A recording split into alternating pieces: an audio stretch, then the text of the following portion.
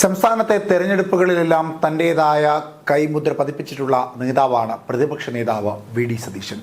രാഷ്ട്രീയ തന്ത്രങ്ങൾ മെനയുന്നതിലും നിയമസഭയ്ക്കുള്ളിൽ കാര്യഗൗരവത്തോടുകൂടി കാര്യങ്ങൾ വിശദീകരിക്കുന്നതിലും പ്രഗത്ഭനാണ് പ്രതിപക്ഷ നേതാവായ വി.ഡി. സതീശൻ. പക്ഷേ ഇപ്പോൾ പാർട്ടിക്കുള്ളിൽ അദ്ദേഹത്തിനെതിരെ ചില വിമർശനങ്ങൾ കാര്യമായ രീതിയിൽ ഉയരുന്നുണ്ട്. പൊതുവെ വി.ഡി. സതീശൻ ഒരു ഗൗരവക്കാരനാണെന്നും തന്നിഷ്ടക്കാരനാണെന്നുമുള്ള വാദങ്ങളൊക്കെ നിയമസഭയ്ക്കുള്ളിൽ ഇടതുപക്ഷം ഉന്നയിച്ചിരുന്നുവെങ്കിൽ പോലും അതിനെയൊക്കെ കൃത്യമായ രീതിയിൽ താക്കീത് നൽകി ഒതുക്കിയിട്ടുണ്ട് പ്രതിപക്ഷ നേതാവ്.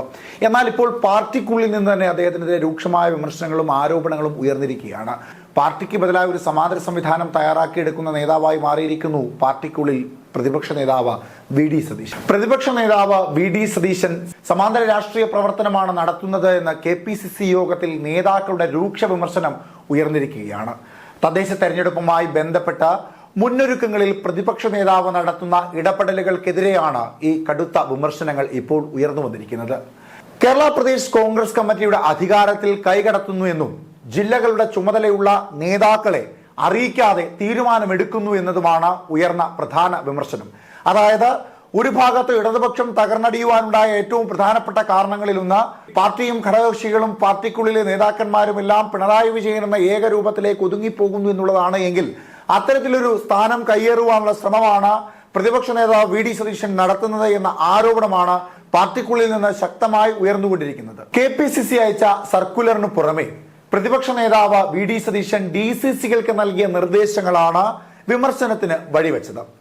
ഇന്നലെ വൈകിട്ട് 6 മണിക്ക് ഓൺലൈനായി ചേർന്ന അടിയന്തര യോഗത്തിലായിരുന്നു പ്രതിപക്ഷ നേതാവിനെതിരായുള്ള രൂക്ഷമായ വിമർശനം. പ്രതിപക്ഷ നേതാവിന്റെ പേഴ്സണൽ സ്റ്റാഫ് അംഗം അഡ്മിനായി വാട്സ്ആപ്പ് ഗ്രൂപ്പ് തുടങ്ങി അതിലൂടെ നിർദ്ദേശങ്ങളും സർക്കുലറുകളും കൈമാറുകയാണ്. ഇത് സമാന്തര പ്രവർത്തനമായി ആരോപിക്കുകയാണ് കോൺഗ്രസിലെ ഒരുപറ്റം നേതാക്കന്മാർ. വയനാട്ടിലെ നേതൃയോഗത്തിന്റെ ശോഭ കെടുത്തിയത് സതീശനാണ് എന്നും യോഗത്തിലെ വിവരങ്ങളും വിമർശനങ്ങളും മാധ്യമങ്ങൾക്ക് ചോർത്തി നൽകി വാർത്തയാക്കി എന്ന ആരോപണവും ഇദ്ദേഹത്തിനെതിരെ ഉയരുന്നുണ്ട്. തദ്ദേശ തെരഞ്ഞെടുപ്പുമായി ബന്ധപ്പെട്ട് കെ.പി.സി.സി അയച്ച സർക്കുലറിനു പുറമെ പ്രതിപക്ഷ നേതാവ് ചില നിർദ്ദേശങ്ങൾ തങ്ങളെ അറിയിക്കാതെ ഡി.സി.സികൾക്ക് കൈമാറിയെന്ന് കാട്ടി ജനറൽ സെക്രട്ടറിമാരിൽ ചിലർ കേരളത്തിന്റെ ചുമതലയുള്ള എ.ഐ.സി.സി ഭാരവാഹികൾക്ക് പരാതി നൽകിയിരുന്നു. ഇതിന്റെ അടിസ്ഥാനത്തിലാണ് അടിയന്തര ഭാരവാഹി യോഗം ഓൺലൈനായി വിളിച്ചു ചേർത്തത്. കേരളത്തിന്റെ ചുമതലയുള്ള എ.ഐ.സി.സി സെക്രട്ടറിമാരുടെ നേതൃത്വത്തിൽ നടന്ന പെർഫോമൻസ് ഓഡിറ്റിംഗിൽ ചില ഡി.സി.സി അധ്യക്ഷന്മാർക്കെതിരെയും ചില നേതാക്കന്മാർ വിമർശനവും പരാതിയും ഉയർത്തിയിരുന്നു. ഇടുക്കി, കോട്ടയം, തിരുവനന്തപുരം, ആലപ്പുഴ ഡി.സി.സി പ്രസിഡന്റുമാർക്കെതിരെയാണ് പരാതി ശക്തമായി ഉയർന്നിരിക്കുന്നത്. കൊല്ലം, പത്തനംതിട്ട ജില്ലകളിലെ അധ്യക്ഷന്മാർ പ്രവർത്തനം ഊർജിതമാക്കണമെന്നും ചിലർ ആവശ്യപ്പെട്ടിരുന്നു.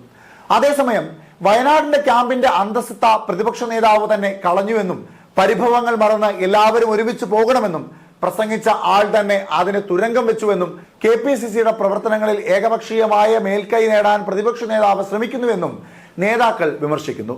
KPCC president K. സുധാകരൻ വിളിച്ചു ചേർത്ത യോഗത്തിൽ ജനറൽ സെക്രട്ടറിമാരും വൈസ് പ്രസിഡന്റുമാരും അടക്കം പങ്കെടുത്തിരുന്നു. ഓൺലൈനായി സംഘടിപ്പിച്ച ഈ മീറ്റിംഗിലായിരുന്നു പ്രതിപക്ഷ നേതാവിനെതിരെ രൂക്ഷമായ ഭാഷയിൽ പ്രതികരണമുണ്ടായത്. അതായത് പാർട്ടിക്ക് ബദലായ പ്രതിപക്ഷ നേതാവ് തന്റേതായ ഒരു സംവിധാനം ചിട്ടപ്പെടുത്തിയെടുക്കുന്നു എന്നുള്ളതാണ് ഇതിൽ നിന്ന് വ്യക്തമാകുന്നത്. പാർട്ടിയുടെ പ്രതിപക്ഷ നേതാവ് എന്ന പദവിയെ ദുരുപയോഗം ചെയ്യുകയാണ് പ്രതിപക്ഷ നേതാവെന്നും സ്വന്തമായ ഒരു വിഭാഗത്തെ രൂപപ്പെടുത്തിയെടുക്കുവാനുള്ള ശ്രമങ്ങളെല്ലാം ഡി.സി.സിയിലും താഴെത്തട്ടിലുമൊക്കെ അദ്ദേഹം നടത്തുന്നുണ്ട് എന്ന ആരോപണമാണ് പാർട്ടിക്കുള്ളിലെ ചില നേതാക്കന്മാർ പറയാതെ പറഞ്ഞു വെക്കുന്നത്. എന്തായാലും തദ്ദേശ സ്വയംഭരണ തെരഞ്ഞെടുപ്പ് എടുത്തിരിക്കുന്ന വേളയിൽ സ്വാഭാവികമായും ഇത്തരത്തിലുള്ള പടലപ്പിണക്കങ്ങൾ പാർട്ടിയെ കാര്യമായ രീതിയിൽ തകർക്കുവാൻ ഇടയുണ്ട്. ഇനി ഈ പ്രശ്നങ്ങളെ എങ്ങനെയാണ് പ്രതിപക്ഷ നേതാവും പാർട്ടിയും ചെറുത്തു നിൽക്കുന്നതും അല്ലെങ്കിൽ പരിഹരിക്കുന്നതും എന്നും കണ്ടറിയാം.